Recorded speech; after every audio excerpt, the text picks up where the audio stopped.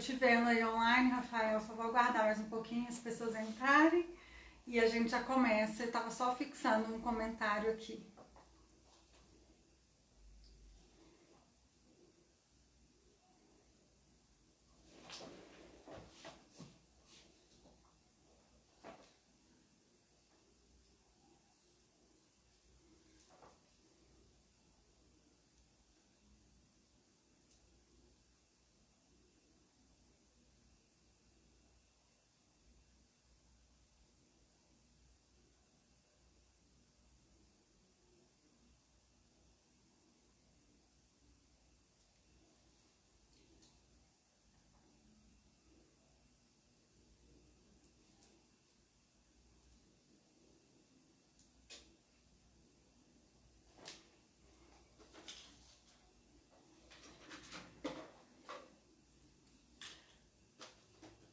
Olá pessoal, eu sou Jucimara Cardoso, founder e diretora na Dom Consultoria, idealizadora do Talks.dom. E hoje estou aqui para conversar com Rafael Nunes, um psicólogo incrível que tem a música por paixão, mas eu vou deixar ele mesmo se apresentar e contar um pouquinho sobre ele para vocês. Nós vamos conversar sobre emoções, comportamentos e decisões. Vamos falar sobre isso. Também contextualizando para esse momento que nós estamos vivendo, um momento tão delicado, quando a pandemia nos coloca confinados e em situações de incerteza, de medo e de muitas perdas. Então, vem para cá, Rafael, vem conversar com a gente.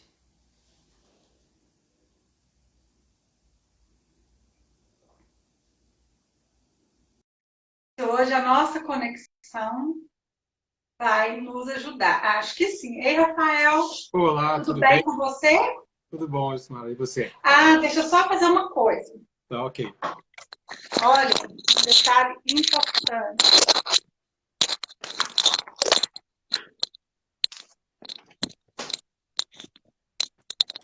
Prontinho. Eu tô passando tantas horas do meu dia com fone de ouvido que eu já nem sinto quando eu estou com ou quando eu estou sem. Desculpe. Vai se adaptando. Quando eu... E quando eu estava falando, estava dando para ouvir antes, quando eu te apresentei? Tá, agora Então, sim. então o microfone é ótimo, né? E agora quase eu derrubei o tripé aqui. Então vamos lá, eu falei um pouquinho para as pessoas, mas contei só que você é psicólogo, apaixonado por música, e eu gostaria que você se apresentasse, que você contasse um pouquinho de você Uhum. e que você contasse um pouquinho da sua trajetória antes da gente entrar no assunto. Pode ser assim? Claro, pode ser. Então tá Então, vamos ótimo. lá. Sou psicólogo de formação, né? Treinei minha carreira inteira dentro de empresas, dentro de RH, dentro da área de desenvolvimento. Passei por todas as áreas da psicologia, social, clínica e tudo mais, mas acabei me encontrando dentro da área empresarial, né? Da área corporativa. E ele foi trilhando minha carreira sempre focado nos processos mais generalistas, mas nos últimos anos eu acabei me especializando muito mais no desenvolvimento de pessoas, né? Nas trilhas de desenvolvimento de pessoas, e fui fazer o caminho inverso, né? Fui ser consultor depois. E aí, em vez da gente, a maioria das pessoas começa como consultor e vai para a empresa, ou só no final da carreira vira um consultor. Eu quis ir para a consultoria, e é onde eu trabalhei muito focado com modelos culturais e com mudança de comportamento. Acabou que eu acabei me especializando em processos culturais dentro das empresas e em mudança e entendimento do comportamento humano e impacto nos resultados dentro das empresas e na vida das pessoas, né? Então, tem formação em coaching, em PNL, em neurociência aplicado ao comportamento, e foi aí que eu fui trilhando o meu amor pelo entendimento de como que os processos mentais impactam nos nossos resultados, o que interfere no nosso dia a dia, como que a gente toma decisão, o que impacta. Isso tudo foi moldando o meu caminho empresarial. Virei professor e por aí vai. E assim, eu falo que eu sou um monte de coisa, mas que eu fui tudo aquilo que falaram que eu não podia ser, mas eu fui e fiz de qualquer jeito, sabe? Isso é ótimo. É bom a gente deixar a pessoa se apresentar, né? Porque sempre a apresentação vai ser melhor do que o que a gente faria. O pessoal da comunicação está falando que está cortando aqui um pouco a minha cabeça para poder fazer alguma coisa com a câmera, subir. Deixa eu Olha, se agora me dão aí. Ah, me digam aí se tá bom. A gente não pode sair sem cabeça, não, né? E a música? Onde que a música entra nessa história aí? Tenho a música é uma paixão desde cedo. Minha família não é uma família especificamente de músicos, mas é uma família de pessoas apaixonadas por música. Meu pai sempre escutou muita música. Meu pai tem um gosto muito eclético até demais. Ele transita em todos os níveis musicais, é, Também. desde os antigos até os atuais. Meu tio foi músico amador, e aí isso foi incentivando, e a gente acabou montando bandas que a gente tocou durante muitos anos na noite de Belo Horizonte, de forma quase que profissional, né? É, ganhando para isso, e é uma paixão que a gente mantém até hoje, né? A música é uma válvula bem consistente para minha vida. Ah, eu sou apaixonada com música, mas sou a pessoa mais desafinada que eu conheço, mas tem uma família musical, tem banda na É, família, e as olha que pessoas legal. são muito afinadas. Acho que eu e meu irmão também é muito desafinado. Posso dizer que eu sou a única, não. Eu acho que talvez ele possa ser um pouco pior, Entendi. mas, ou mais corajoso porque canta, né? Sim.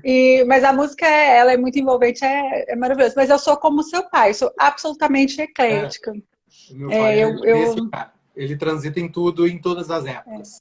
é, adoro, gosto de MPB, gosto de rock, gosto de pop, gosto de música brega, gosto de gospel, gosto de funk, gosto de samba. Meu pai tá nesse nível aí também. É isso aí. É.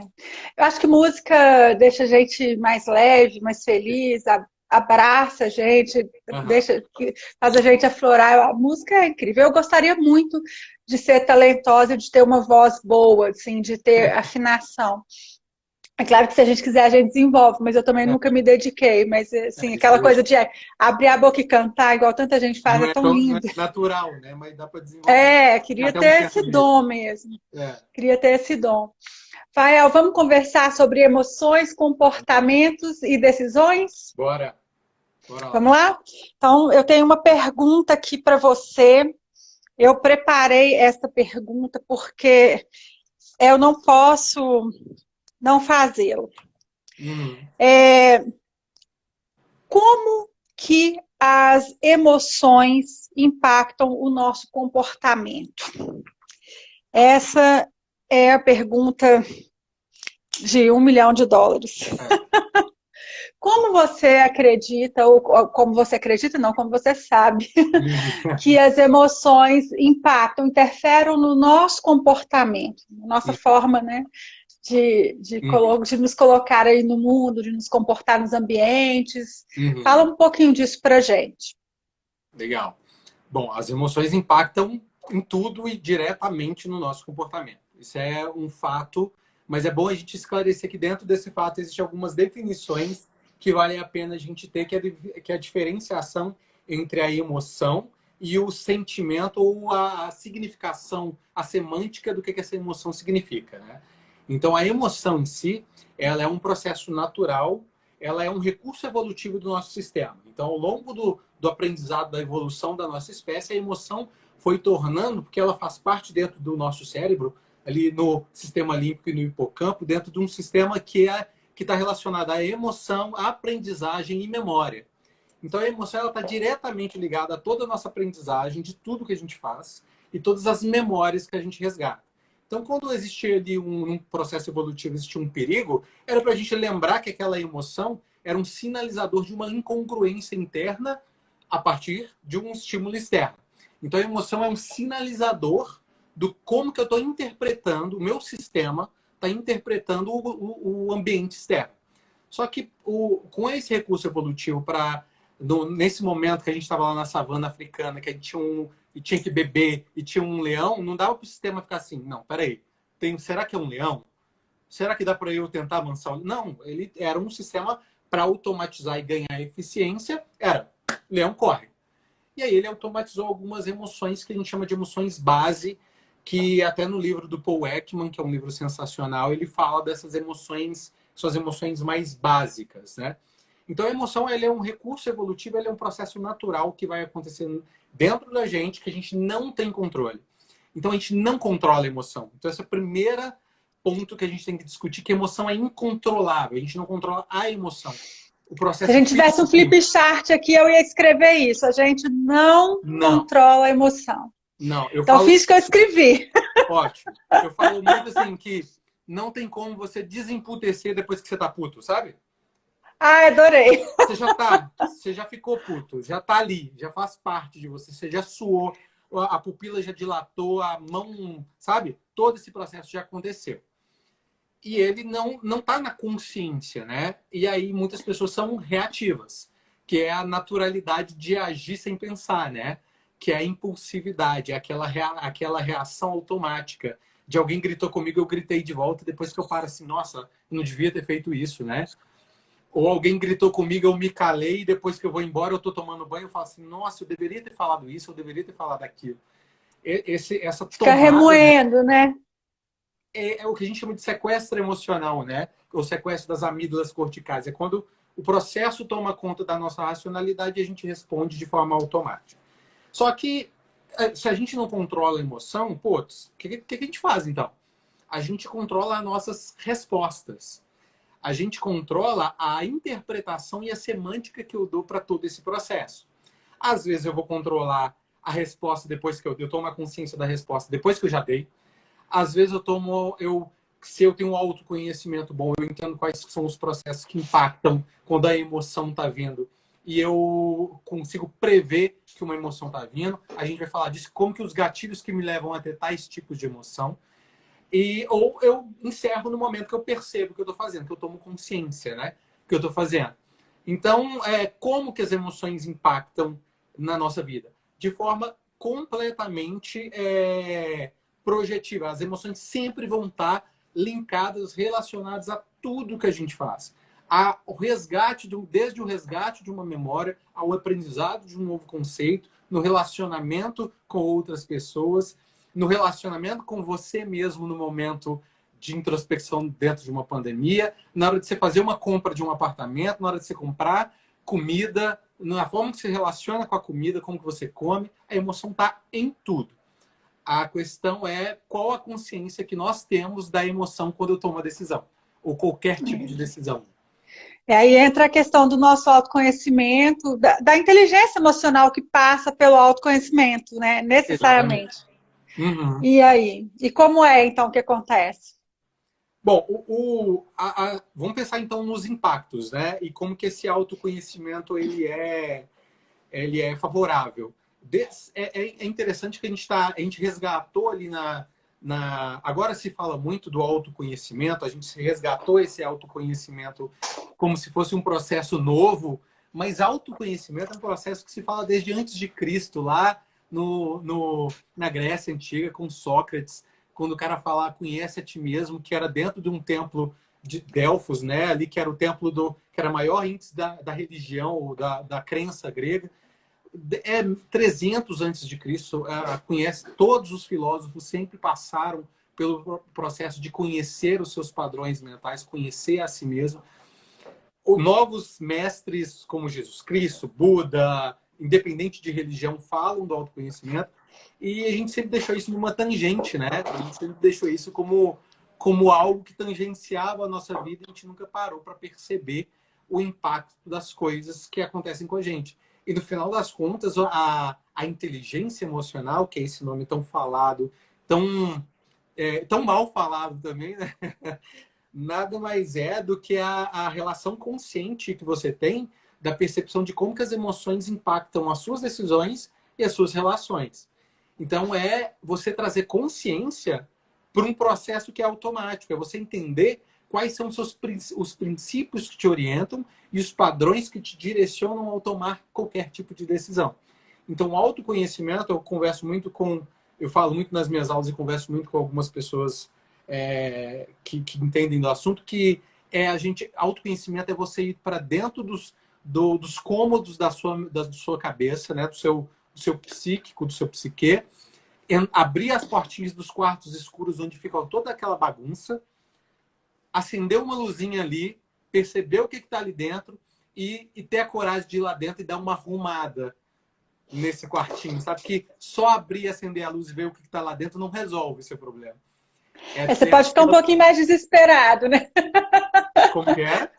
Tomar Pode, consciência e não agir pode ficar um pouquinho mais desesperado, né? pode. Melhor não saber, né?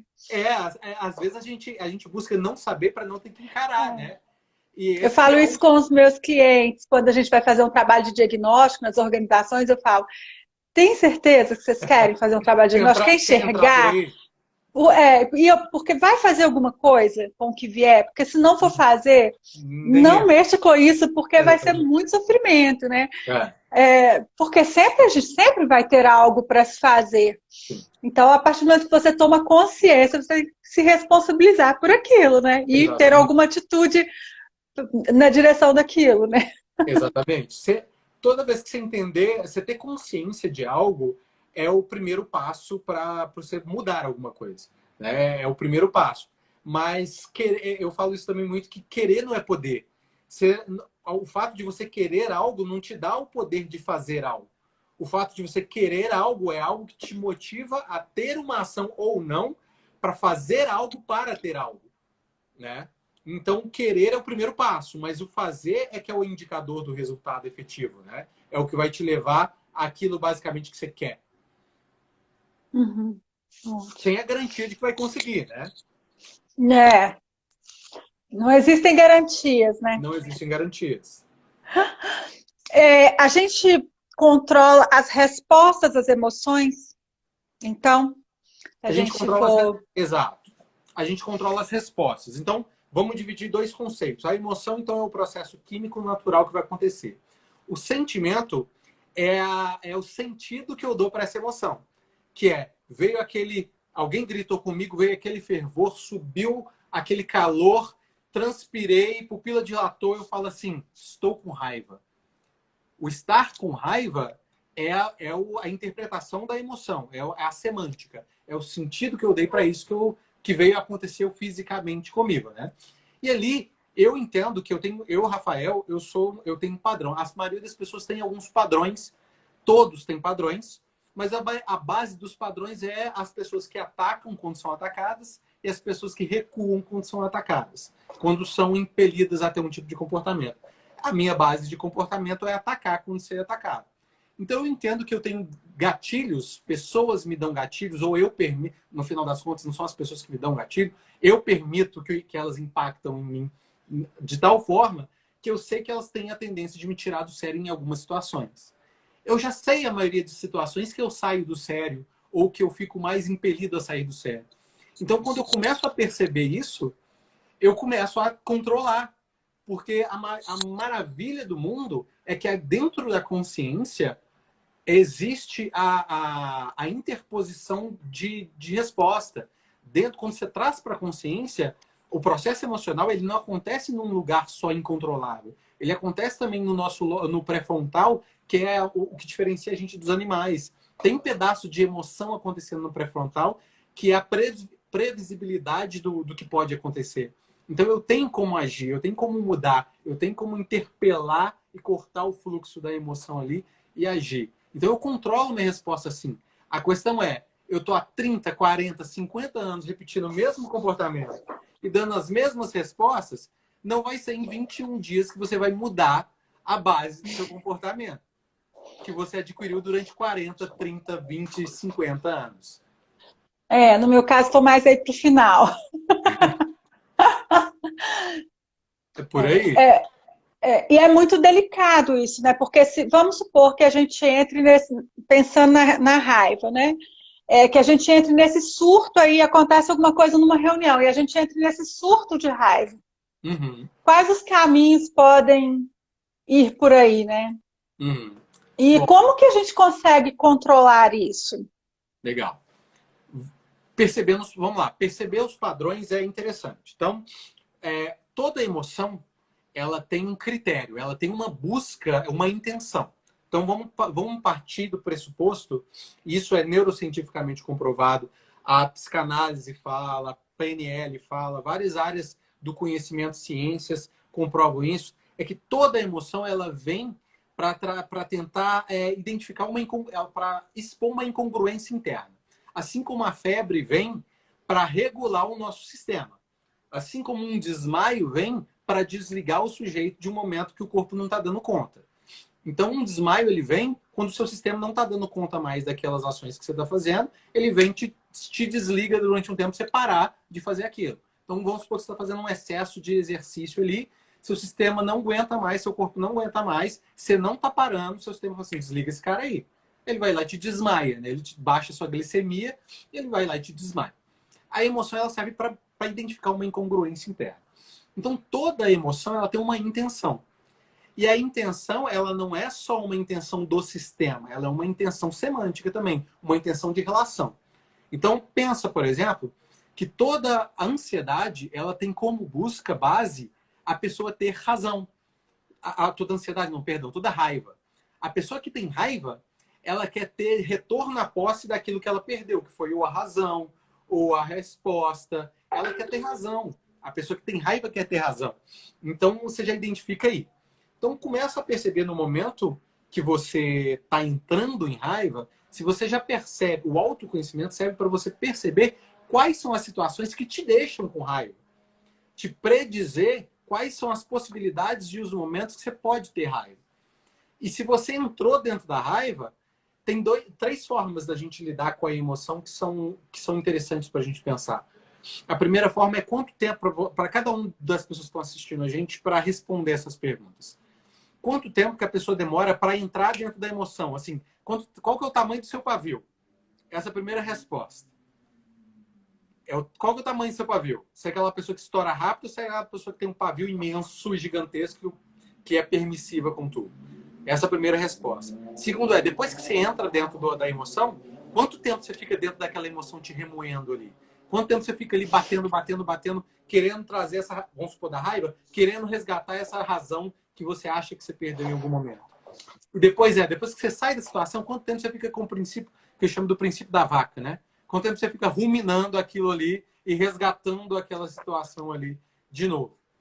Então, no momento que você perdeu a razão, se você percebeu, porque se você não percebeu, esquece, você só vai lidar depois que você teve a consciência, resgata, entende, e dentro da comunicação não violenta mesmo, do Rosenberg, ele fala muito, calma, resgata, parte ali do princípio de onde você parou e traz para a consciência de onde você olha, eu posso ter me exaltado, eu peço que as pessoas, vocês entendam, desculpa, acho que eu saí um pouco de mim, eu queria me retratar, muda o processo, muda o fluxo do padrão da resposta. Senão você sempre vai entrar dentro do mesmo fluxo. Estímulo, resposta e resultado. Estímulo, resposta e resultado. Sempre vai ser a mesma matemática, sempre, se você não tiver algo que corte no meio do caminho, né? Então, a gente precisa entender quando é que isso acontece, a forma como eu respondo, quais são os gatilhos que fazem isso, para a partir desse entendimento ou dessa consciência, acho que eu gosto mais de tratar com essa palavra, eu, então, me perceber, ter uma atitude nova e ir respondendo a essas situações de maneira diferente, ou mais inteligente, ou mais consciente, ou mais sensato, mais consciente. Exatamente. Porque ou você vai predizer a emoção, ou você vai cortar o fluxo de estímulo, resposta e resultado, ou você vai perceber depois. Ah, se eu perceber depois já foi, ok, mas você percebeu depois. Então você já trouxe para a consciência, revisita o que te tirou do sério, então. Porque aquilo que te tira do sério é recorrente. A gente sai do sério, pela maioria das vezes, pelos mesmos motivos. Então, você vai perceber um padrão aí. E é normal a gente sair do sério pelo mesmo motivo com algumas pessoas e essa mesma situação acontecer com outras pessoas e a gente ter uma resposta diferente, mesmo tendo sentido raiva, por exemplo? Sim. Tem dois motivos para isso acontecer. O primeiro motivo é que nós exercemos papéis dentro da sociedade como um todo. Então, vamos supor, esse caso aqui é o caso que eu mais pego de cliente, por exemplo, que é a pessoa que é um carneirinho na empresa, mas dentro de casa briga com todo mundo e tudo mais. A questão é o seguinte, a relação de significado que ela tem com cada um dos papéis que ela executa. Então, vamos supor que aconteceu o mesmo tipo de situação dentro da empresa. Ela tem uma relação de significado que, se ela sair do sério ali, ela tem uma sensação de perda muito maior, que é a perda do emprego, é a perda da imagem que ela construiu, é o descontrole emocional frente ao julgamento das pessoas. Então, ela já deu essa interpretação, e que não é consciente na maioria das vezes, tá? Que existe uma perda em ter aquela ação para executar aquele tipo de papel. Dentro de casa, existe uma falsa impressão que a gente tem de que quem casou com a gente ou quem é a nossa família tem que aturar tudo que a gente faz. E que não existe que não existe perda. Assim, não, eu brigo com essa pessoa, amanhã ela vai estar aí de novo e vai estar tudo do mesmo jeito. Então, o significado que ela dá para o resultado que pode vir das respostas é diferente. Então, existe sim, mesmas causas tirarem situações diferentes pela relação de significado que eu tenho com cada um dos papéis. E as pessoas, então, fazem isso de maneira inconsciente, por causa da internalização dos papéis que já existe. Sim. Bacana. Tem várias pessoas que falam para mim e falam assim, Rafael, como que eu consigo, dentro da minha casa, tomar todas as decisões, dentro do meu trabalho eu não consigo tomar decisão? Mudou o papel, mudou a forma de agir, né? Exatamente. A gente está usando a raiva, que é uma emoção, vou chamar de uma emoção negativa, você pode me corrigir. Mas a gente tem as emoções positivas, por exemplo, como a alegria, o entusiasmo. Depois eu queria falar um pouquinho do medo, porque a gente está passando por tantos medos, né? Mas vou continuar a minha construção aqui, a gente volta no medo. E o entusiasmo, ele também pode levar a gente para uma resposta que pode, para um comportamento que não seja bom. No sentido de, por exemplo, numa situação de entusiasmo, eu posso agir com muita impulsividade, eu posso assumir algum compromisso, eu posso fazer algum combinado ali, e na hora que passar o entusiasmo, eu falo assim, ih, fiz bobagem, né?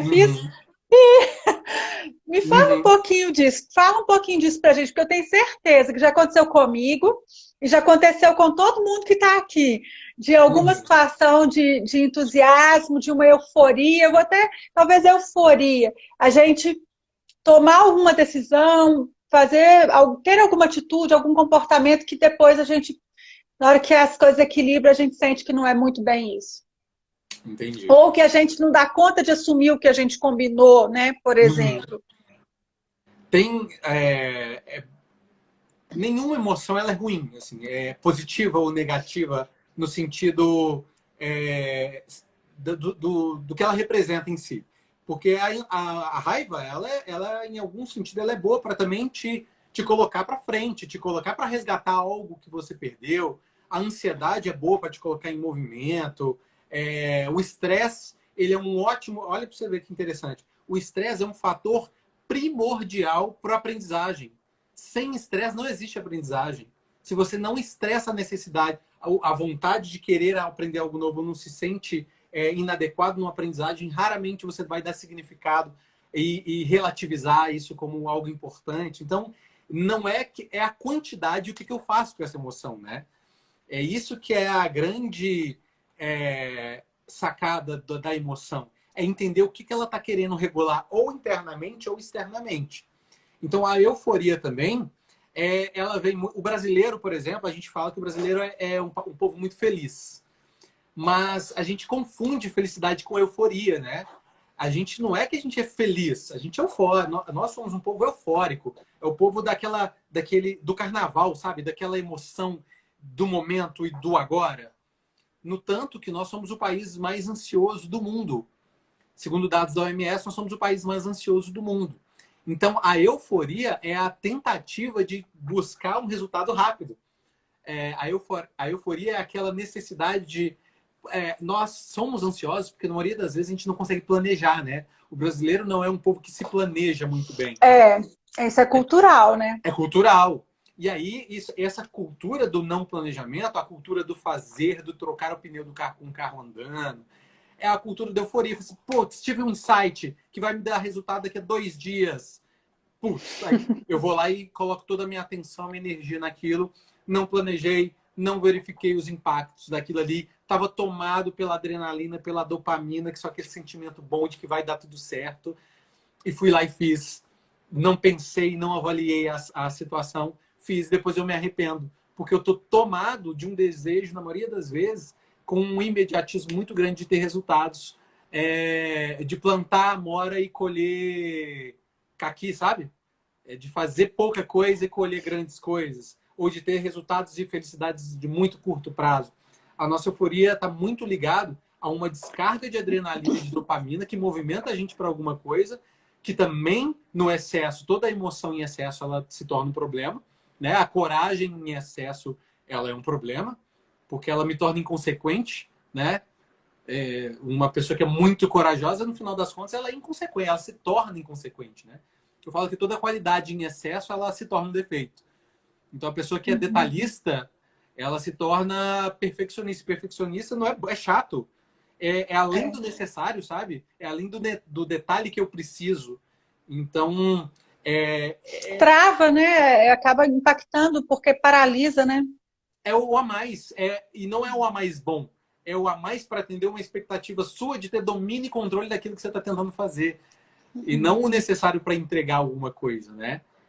Então, nós vamos perceber pessoas mais eufóricas e pessoas menos eufóricas. Vamos falar um pouquinho do medo? Eu vou ler aqui o que as pessoas estão trazendo. Quando eu desviar o olhar, porque você já sabe que eu estou na tela do computador. Tá bom. Porque o pessoal da comunicação fica ali nos ajudando. Então, agora vai cortar, porque eu estou chegando bem pertinho aqui. A Aline perguntou quais são os primeiros passos para o autoconhecimento. E a Nazinha Alves comentou que o medo é o atual sentimento da maioria das pessoas, que é muito e está dizendo para a gente que é muito interessante abordar esse assunto, que é o que a gente vai trazer agora. O autoconhecimento, eu acho que a gente respondeu lá atrás, né? Ou você acha que precisa complementar? O autoconhecimento, o básico do autoconhecimento, o primeiro passo é você identificar quais são os seus padrões de escolha, quando faz um diário no final de todos os dias, por exemplo, o que te deixou puto, o que te deixou com raiva, o que te deixou feliz. Ao longo aí de uns 15 dias, 2 semanas, pega esse diário e faz um compilado. Em todos os dias, o que mais me deixou? Você vai perceber padrões, você vai identificar que você age por padrões. E aí você vai começar a perceber algumas bases de comportamento. Esse é o primeiro passo, dar consciência para isso. Essa viagem mesmo para dentro, esse olhar para dentro, esse perceber cada tipo de atitude, o padrão de pensamento também. Por que eu penso assim? Por que eu ajo nessa direção? Por que com esse grupo de pessoas eu vou nesse caminho? Com esse outro? Eu penso assim? O que me deixa feliz? O que me deixa triste? Então, também essa questão de se questionar, né? De se perceber, de se observar. Veio aqui uma coisa, assim, acho que essa é uma boa dica, vamos ver. É como se a gente saísse um pouquinho da gente e passasse a ser espectador da gente para poder enxergar isso e analisar, né? Conseguir buscar. Então, a gente tem que se perguntar, fazer questionamentos e buscar essas respostas cada vez mais dentro da gente, mais profundo, né? E perceber interessante como os isso, estímulos externos impactam na gente. Então, quando determinada pessoa fala tal coisa e eu me sinto com raiva, e outra pessoa me fala a mesma coisa e eu não sinto raiva, por que aquela pessoa me gera esse sentimento enquanto essa não me gera? Isso é muito poderoso quando você tem o conhecimento disso na sua consciência, de saber quais são as razões que tal situação te tira do sério. Isso é muito poderoso. Muito importante. E é interessante porque quando a gente está entrevistando pessoas, conversando com pessoas para diversas finalidades, seja no processo de mentoria, no processo de coaching, ou numa seleção para emprego, e aí quando você pode perguntar de tudo, as respostas estão sempre ali muito claras. Quando você pergunta da própria pessoa, é uma travada, assim, e não tem quem não trave. A pessoa assim... Tem uns que ainda falam assim, mas não tem uma pergunta mais fácil, não, né? Aí eu falo assim, fala sobre o seu vizinho. Aí sai tudo. Mas é muito difícil. Né? É muito difícil esse olhar para dentro, né? E até, não sei, assim, porque a gente vai encontrar também as fragilidades, todas as vulnerabilidades, também vai encontrar as forças, mas talvez a gente vai encontrar algumas coisas que a gente não aprecie tanto e que vai dar um trabalhinho cuidar, né? E é difícil mesmo, a gente é muito voltado para o mundo, para o outro, para fora, quando tudo começa dentro, né? Então a questão do autoconhecimento é essencial para tudo, né? Com certeza. Bom, Sem ele, nada muda. então, então vamos lá, vamos falar, vamos atender a recomendação da Nazinha, que disse pra gente, quando a gente falou de medo, que o medo é o atual sentimento da maioria de nós, seres humanos, e que seria muito interessante a gente falar então sobre isso. Medo, Rafael, o que você tem para dizer dessa emoção? Uhum. O que está gerando medo na gente, né? O que gera é a impossibilidade de prever o que vai acontecendo, né? O que vai acontecer no final das contas. Existem vários tipos de medo, e o medo que a gente está, que eu acredito que a maioria das pessoas estão enfrentando, é o medo que é derivado da ansiedade, que é o nosso medo, da maioria das pessoas, não está na situação em si, tá em quando que ela vai acabar, na falta de previsibilidade de quando que eu saio disso. As pessoas estão com muito mais medo da incerteza. O medo, ele nasce da nossa necessidade de tentar controlar algumas coisas. Então, a nossa incapacidade de controlar as coisas gera para a gente um medo da incerteza de qual é a minha capacidade, qual é o meu potencial de impactar em alguma coisa. Então, vamos lá. Tem as pessoas que são de grupo de risco que elas têm medo em relação à vida, elas têm medo em relação à manutenção da saúde, de comprar remédios. Vamos supor, as pessoas que estão trabalhando, elas têm medo de manter os seus empregos, de como que elas vão manter. Ela tem medo de não corresponder às expectativas das empresas. As empresas têm medo de não conseguir vender, de não conseguir. E o que vem acontecendo é que todo dia, por exemplo, tem uma mudança. Então, a gente está aí com 40 medidas provisórias para as empresas, de novas ações que eu posso ter em relação aos funcionários. Cada dia muda alguma coisa. Nós estamos num cenário que a gente fala do mundo VUCA, né? Que é volátil, ambíguo, complexo e volátil, incerto. né? Incerto, volátil. Incerto, Eu estou aqui tentando lembrar a sigla. Mas o mundo sempre foi VUCA, no final das contas. Sempre foi muvuca. Sempre foi muvuca, a gente nunca conseguiu. Só que hoje a gente tem todo o mundo, a gente está com uma incapacidade muito grande de prever o que vai acontecer amanhã. A gente não sabe se amanhã eu vou estar infectado, se meu parente vai estar infectado. Então, o medo, ele nasce da nossa tentativa de controlar e de prever as coisas que a gente não tem capacidade de prever. E aí eu fico gastando energia em tentar encontrar soluções para coisas que eu não tenho controle. Eu jogo todos os meus recursos cognitivos para tentar controlar algo que eu não tenho controle nenhum. E aí a ansiedade aflora, e a ansiedade aumenta e o medo nasce. Porque o medo, ele vai nascer sempre que eu tentar controlar alguma coisa e não tiver controle. É certo eu dizer que existe um medo que é do bem, que faz bem, que ajuda, e que existe um medo que é paralisante? Sim, vamos falar do medo do bem. Eu subi em cima de um prédio de 15 andares e lá no parapeito dar uma olhada para baixo e sentir medo. Isso é super do bem. Porque isso é para te proteger. Para me proteger. O medo, ele serve para proteger a gente. Então ele é um sentimento regulador de sobrevivência. Ter o cuidado de atravessar a rua olhando para os dois lados, vendo se o semáforo está liberado para pedestre, esses cuidados todos. Exatamente. Sair para fazer compras e ter medo de ser contaminado é produtivo. Porque eu vou colocar máscara, eu vou colocar luva, eu vou manter o distanciamento social. Vai levar o álcool. Eu vou passar o álcool, vou me higienizar, vou chegar em casa e tomar... Porque esse medo, ele é produtivo. Ele é o medo da preservação.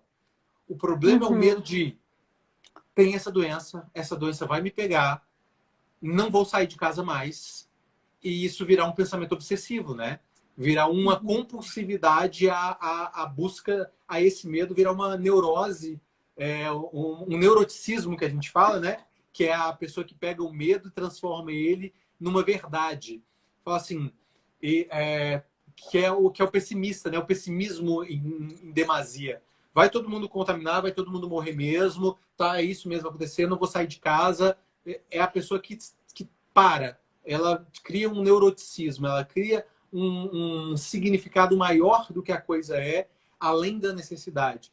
Então é válido se a gente falar que tem um medo que preserva e um medo que conserva, mas não é a conservação da vida, é a conservação do status quo, né? É a paralisação frente a algo que você pode mudar ou estar presente. Então existe esse medo ruim, sim.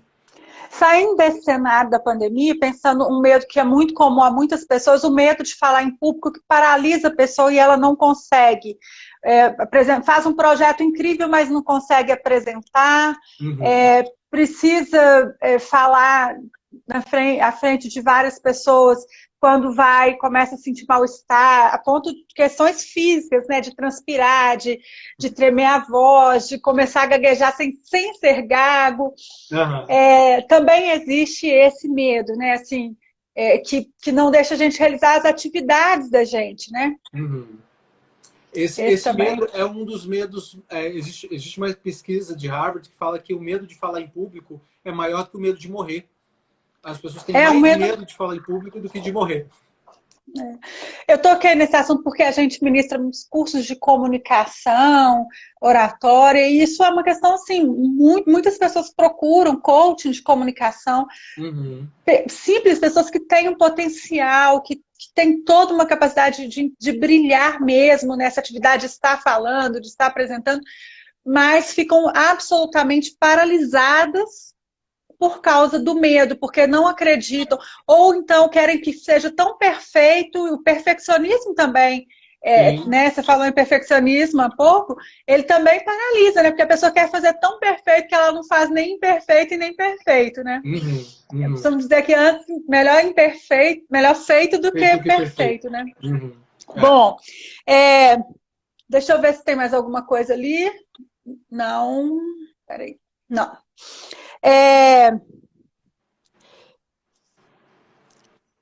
Como que as emoções vão impactar as nossas decisões? Elas vão impactar o nosso comportamento, mas a gente tem decisões importantes. Como que é esse caminho de acontecer esse impacto? A gente pode dizer que que a decisão é um processo emocional? Sim. É interessante que um conceito que a psicanálise fez, na verdade, que a neurociência hoje valida, é o quanto de comportamento que a gente tem que não passa que são automatizados e não passa pela consciência. É o quanto de tomada de decisão a gente faz sem um nível de consciência efetivo. E aí eu pergunto assim, sabe quantos % de todas as decisões que a maioria das pessoas tomam todos os dias são decisões baseadas em modelos inconscientes, em padrões inconscientes? Você sabe basicamente quanto que é, mais ou menos? Não. Nem um chute? Não vou arriscar. Não sei, não sei chutar. Vai de 85% a 95%. De todas as decisões que você toma todos os dias são decisões baseadas no seu modelo inconsciente, nos seus padrões. Olha que loucura. Então, quando a gente fala assim, então todas as nossas decisões têm um nível inconsciente, sim, todas passam pelo fluxo emocional. Toda emoção impacta no seu fluxo decisório, toda. O nosso processo decisório é o seguinte, eu recebo o estímulo, esse estímulo vai passar por uma validação do meu sistema emocional, que o Kahneman fala que é o sistema 1, para depois ser racionalizado. Se o sistema emocional falou assim, bacana, validei, pode seguir em frente. Aí ele vai lá para o neocórtex e fala assim, beleza, agora dá uma justificativa para esse trouxa achar que é ele que está tomando a decisão de verdade. Então é basicamente assim, dentro de uma redução muito lúdica do que é o nosso processo mental. Então a gente é muito bem preparado a tomar a decisão, que a gente foi evolutivamente preparado para isso. Então, e olha que doideira, que loucura. O nosso sistema visual, por exemplo, é um sistema que tem uma conexão muito próxima e ele é um sistema basicamente racional, né? Aquilo que a gente vê, teoricamente, a gente pode comprovar, né? Se você viu, é verdade, não é? Basicamente, sim. Então, olha a gente acredita, né? Isso. Então, olha que doideira.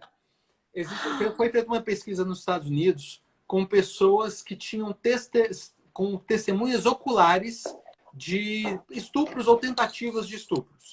Essas pessoas viram ou acompanharam a tentativa ou o ato, ouviram quem era o criminoso, né, ou a pessoa ali. Elas foram naquela identificação facial e falaram assim, é aquela pessoa ali. Identificaram as pessoas que cometeram porque elas viram o ato ou a tentativa do ato. Dentro de, vamos supor que foram 100 casos. Desses 100 casos, depois que as pessoas afirmaram que era aquela pessoa, foi feito o exame de DNA para ver se os casos que foram efetivamente comprovados eram válidos com os casos com as pessoas que foram indicadas como as criminosas. Somente 30% foram casos realmente de que quem foi indicado era realmente o criminoso. Ou seja, 70% a pessoa indicou uma pessoa que não era o criminoso. Então, se o sistema visual, que é o sistema que a gente foi preparado evolutivamente para responder com certeza, trai a gente, imagina o nosso sistema emocional de tomar decisão, que a gente não foi preparado evolutivamente para fazer, que é decisão de compra, decisão de como lidar com dinheiro, decisões de relacionamentos afetivos e amorosos, decisões de relações dentro das empresas. Tudo isso é validado pelo nosso modelo padrão de comportamento. Então, as emoções, elas interferem como indicativos de resultados que um dia foram bons para a gente, e eu venho repetindo esses resultados. Então, vou dar um exemplo. Uma pessoa que ela gosta muito de animais, tá? Vou dar um grande exemplo. Ela gosta muito de animais. E ela viu na rua um dia eu andando com um cachorro, e aí o cachorro fez alguma coisa, eu dei um puxão muito forte no cachorro, que posso ter machucado o cachorro naquele momento. A pessoa que gosta muito de animais, ela vai ter uma certeza muito forte que eu agredi o animal, que foi um ato de agressão, e ela vai querer me denunciar, por exemplo.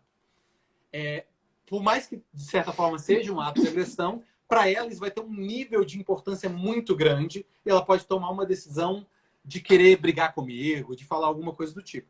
Uma pessoa que não é tão ligada a animais, ela vai olhar e vai passar desapercebido para ela. Uma pessoa que não gosta de animais, gostaria que eu tivesse chutado o cachorro. Eu gosto de animais, tá, gente? Só que estou dando um exemplo. Eu sou mãe de cachorro. Ela vai projetar que chutasse esse cachorro, porque a emoção dela, o processamento emocional dela, deu uma relação de significado muito forte para aquilo ali. Então, as emoções, elas interferem diretamente em como que a gente toma as decisões. A gente acha, quando eu falei de 85% a 90%, a gente acha que só em processos básicos. Eu vou falar que desde como você toma banho. Então, percebe que a maioria das pessoas não pensam para tomar banho, né? Se a pessoa pensa, é no mínimo um pouco esquisita, mas não deve pensar para tomar banho. A gente toma banho do jeito que a gente toma banho, do jeito que a gente aprendeu que é um jeito de tomar banho. Todo dia você vai lá e toma banho do mesmo jeito. Você não fica automatizou já, né? Igual dirigir, né? A gente aprende e faz. Pronto. Você não fica pensando, vou fazer isso, vou fazer aquilo. Você não pensa como que você vai passar a marcha. Você passa, aperta o acelerador, tira da embreagem e vai. Esse é o sistema, né? Mas a gente vai desde esses processos simples até como eu escolho um cônjuge. Você conhece aquela pessoa que se relaciona com a mesma pessoa em corpos diferentes? Ou seja, relaciona com o mesmo padrão de pessoas? Briga pelos mesmos motivos, termina pelos mesmos problemas. Ou aquela pessoa que ela trabalha dentro de uma empresa e é demitida pelos mesmos problemas, ou vê os mesmos problemas da empresa. No final das contas, não é a empresa ou o cônjuge, é a minha busca, né? Não tem a ver com o dedo podre, tem a ver com padrão de escolha, sabe? Você determinou inconscientemente um padrão de escolha e é ele que te direciona a tomar suas decisões. Então... E aí, mais uma vez, fica reforçada a importância do autoconhecimento, né? De entender por que eu faço as escolhas dessa maneira, por que eu vou nesse caminho, mesmo sabendo que tem um buraco ali, eu vou e caio, toda vez eu caio, mas eu escolho esse caminho de novo, porque isso acontece, né? Exato. Eu vou te falar um insight que eu tive dentro desse processo da pandemia. Logicamente que eu fui voltar, apesar de ter um processo de autoconhecimento bom, eu fui voltar para mim para rever alguns conceitos e perceber algumas coisas. E eu percebi que um processo inconsciente meu, que eu sempre percebi que eu não assisto às séries que todo mundo assiste, Então tem uma série muito boa, tipo La Também Casa de não. Papel, Game of Thrones. Nunca assisti nenhuma delas. Eu também não. Às vezes eu Não, fico com então. vergonha de assumir isso. Então, eu não assisti e eu nunca soube por que que eu não assisti. Eu falei assim, cara, por que que eu não gosto? Por que que eu não gosto disso? E durante o meu processo de aprendizagem ou durante a minha infância, eu fui uma pessoa muito... Eu tive muitas comparações de quem eu era com as pessoas com quem eu devia ser. Então, eu fui muito comparado. Então, eu tinha que ter um diferencial. Eu tinha que ser alguém diferente para ser atrativo, para ser... Isso foi uma coisa que eu fui perceber só agora. Já sabia, de uma certa forma, eu fui perceber. E aí, como que eu crio um diferencial? Eu não faço as mesmas coisas que a maioria das pessoas fazem. Então, eu fui perceber o significado disso para mim agora. Que eu não assisto as mesmas. Não é porque eu não gosto, é porque é ruim. É porque, para mim, é bom estar num... faz parte da minha identidade de me diferenciar, tá distante da normalidade. Apesar de ser uma idiotice da minha parte, eu só fui perceber isso agora. Então, Interessante. olha como que isso e é libertador, né? Porque agora eu posso me entregar a assistir as séries sem culpa, sabe? De que eu vou me tornar normal. Ou então descobrir que você não está afim de assistir mesmo. Exatamente, tá tudo bem.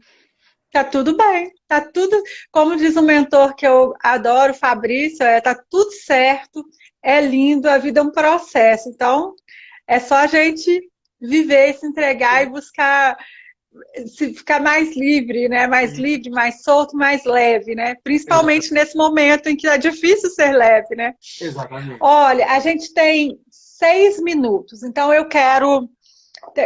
Quando nós fizemos aquela reunião lá atrás, teve uma reflexão que nós fizemos, que você trouxe, a gente conversou muito sobre, e foi uma coisa que a forma como você trouxe, achei tão esclarecedora e ficou para mim como um aprendizado, e eu já conversei sobre isso com várias pessoas. Que bom. Então eu vou trazer essa reflexão para o nosso fechamento. Nós estamos, no máximo, na mesma tempestade. Não estamos no mesmo barco. De forma alguma. Cada um está nessa tempestade com os recursos internos que tem, com os recursos externos, com a forma como se conhece, com a sua história de vida, com os seus ensinamentos, com a sua capacidade de se tranquilizar, de se equilibrar ou de se desesperar. Enfim, fala um pouquinho disso para a gente. Sobre a gente estar vivendo esse momento, e a gente tem ouvido tantas pessoas, nós estamos todos no mesmo barco, está todo mundo vivendo a mesma coisa. Não, nós não estamos no mesmo barco. Nós não estamos vivendo a mesma história. Fala um pouquinho disso para a gente, se você puder ainda conseguir deixar alguma dica, algum caminho que as pessoas possam respirar, olhar adiante, enxergar um horizonte, se tranquilizar um pouco, vai ser incrível. E aí você já pode fazer seu agradecimento. Quando você me devolver, eu também agradeço. Então, vamos lá. Realmente a gente não está no mesmo barco. É uma sacanagem, inclusive, falar isso. Apesar que as pessoas falam com uma tentativa positiva de querer normalizar a situação, mas a gente não está, porque cada um lida com o que está acontecendo de uma forma diferente. Então, eu não posso me comparar com alguém que tem mais ou menos recursos do que eu, porque essa pessoa vai estar dando... Eu falo recursos tantos emocionais, que tem gente que está realmente surtando, não está conseguindo lidar com o que está acontecendo, com o isolamento social, não poder sair. E tem gente que está de boa, está tranquilo e está saindo super bem, está conseguindo estudar, trabalhar, olhar filho. Tem gente que consegue. Agora, não se cobrar conseguir o que o outro consegue, se comparar com o outro é a maior sacanagem que a gente tem. O máximo que a gente pode fazer para evoluir é comparar a gente mesmo com a gente do passado. É o quanto eu evoluí de ontem, ou de anteontem, ou de uma situação passada. Então pensa que está todo mundo dentro do seu próprio caiaque, nadando ali, remando o seu caiaquezinho, mas dentro da mesma tempestade, que a situação, de uma certa forma, ela é comum para a maioria das pessoas. Mas a gente tem que pensar também que partes da tempestade são maiores tem ondas maiores para algumas pessoas e ondas menores para outras. Então a gente não está nem no mesmo, a gente está na mesma tempestade, mas a gente está nem no mesmo momento da tempestade. Sabe? Então a gente tem essa tranquilidade de que a gente saber que eu tenho que lidar com com o meu isolamento, com a minha tempestade, com o meu barco. Não comparar o meu barco com o barco do outro. E aí um insight bom que eu quero trazer, que eu acho que já vale a gente trazer, é que não espera vontade de fazer, ou de mudar, ou de melhorar para fazer. Não espera vontade, não espera motivação para fazer. Faz. Sabe por quê? Sabe qual que é o momento que a gente vai se sentir extremamente motivado demais nesse momento de pandemia como esse? São pouquíssimos ou quase nenhum. Então não espera estar motivado para fazer. Faz. Faz mesmo sem vontade. Porque o nosso sistema ele quer recompensa agora. E a gente raramente vai ter uma recompensa de curto prazo nesse momento. A gente tem que planejar um pouco mais e projetar que a melhoria ela vai acontecer dentro de um processo. E lembrar que consistência é muito melhor do que velocidade. Não queira aprender tudo agora. Não queira mudar tudo na sua vida agora. Não queira rever todos os conceitos do mundo. Reveja coisas que você dá conta, do jeito que você dá conta, com consistência. Vai no processo, entendendo passo a passo. Se você mudar uma coisa muito bem mudada, vale mais do que você mudar 1000 coisas que não te dão resultados de verdade lá na frente. Não acha que conhecimento é mudança. Esse é outro... não adianta ler um livro e achar que amanhã está tudo certo, que não é o conhecimento que vai te trazer a mudança. O conhecimento é a chave para uma boa mudança, né? Ele é a base de uma boa mudança, mas ele não é a mudança em si. É fazer que é mudança. Então, é aquilo que a gente falou, querer não é poder. Ter conhecimento não é ter poder. Fazer algo com o conhecimento que se tem aí é ter poder. Aí se chama sabedoria, né? É o que faz a diferença das pessoas que geram um impacto na vida das outras e das pessoas que não geram. O outro é parar de culpar e terceirizar as coisas. Que é a gente às vezes pensa, porque o governo, porque a pandemia. Cara, já deu, já. Você controla o governo, você controla a pandemia, você controla. Cara, sabe o que você controla. Então, não terceiriza, porque o meu filho fala, cara, ok, a sua vida é essa, a sua situação é essa. Ou você lida ou você vai embora. Se não tem como você ir embora, lida. E aí, mais uma vez, não espera estar motivado para lidar. Faz, pensa, raciocina. Então, esse é um outro ponto. Parar de terceirizar. E outra coisa também que para mim é primordial é que aprenda todas as técnicas de gestão da emoção, aprenda todas as técnicas de produtividade que você está a fim de produzir e de fazer. Mas adapta para a sua vida. Porque não é todos que vai funcionar do jeito que funciona para o outro, para a sua vida. Então, se você quiser aprender 1000 coisas, aprenda 1000 coisas. Mas adapte para a sua realidade. E não queira que os seus resultados sejam iguais aos dos outros. Porque o método bom é o método que funciona. E eu acho que é isso que é a mensagem que eu quero passar. Então, nós dois temos 1 minuto para agradecer. Agradece primeiro. Espaço, a você principalmente pelo convite.